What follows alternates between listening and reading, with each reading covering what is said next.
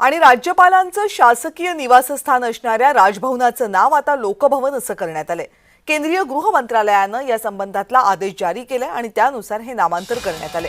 राज्याची उपराजधानी नागपूरमध्ये सुद्धा सार्वजनिक बांधकाम विभागानं राजभवनाचं नाव लोकभवन असं बदललंय। याचा आढावा घेतला आमचे प्रतिनिधी तेजस मोहतुरे यांनी। राजभवनाचे नाव आता लोकभवन झालेले आहे। देशभरातील 8 राज्यातील राजभवनाचे नाव आता लोकभवन झालेले आहे। सध्याच्या घडीला मी राज्यपाल यांच्या प्रशासकीय म्हणजे इमारत असलेल्या लोकभवनासमोर उभा आहे। या ठिकाणी जर बघितलं असेल तर हिवाळी अधिवेशन निमित्त संपूर्ण या ठिकाणी जे आहे ते रंगोटी करण्यात आलेली आहे।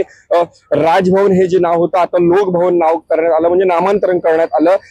काही दिवसा अगोदर जे आहे ते राज्यपालांची एक बैठक झाली होती। त्या बैठकीमध्ये ठरवलं होतं की ब्रिटिशकालीन नाव जे राजभवन होतं त्याचं नाव आता लोकभवन करण्यात यावं। आणि या निमित्ताने जर बघितलं असेल देशभरातील 8 ठिकाणावरनं जे आहे ते राजभवनचे नाव आता लोकभवन झालेलं आहे।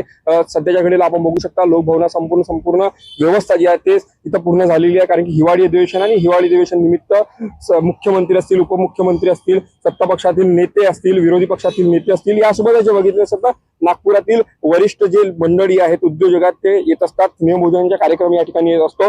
आणि यंदा जर बघितलं असेल तर राजभवनामध्ये ते येणार नसतात, तर लोकभवन या निवासस्थानी येणार आहेत, कारण की नाव सुद्धा बदललेलं आहे। सिपॅन बेरांची जेव्हा राजधानी होती त्यावेळेस नागपूर हे राजधानी होती, मात्र आता विदर्भाची राजधानी आहे, महाराष्ट्रातली उपराजधानी आहे। या निमित्ताने जर बघितलं असेल तर हिवाळी अधिवेशनात आता जे पाहुणे आहेत ते राजभवनात नाही तर लोकभवनात येणार आहेत। तेजस मोहतुरे, जय महाराष्ट्र, नागपूर।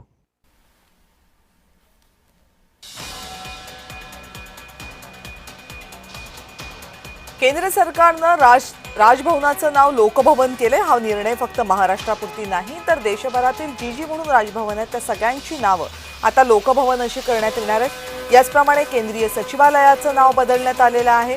पीएमओ म्हणजे पंतप्रधान कार्यालयाचं नाव सुद्धा बदलण्यात आलेलं आहे।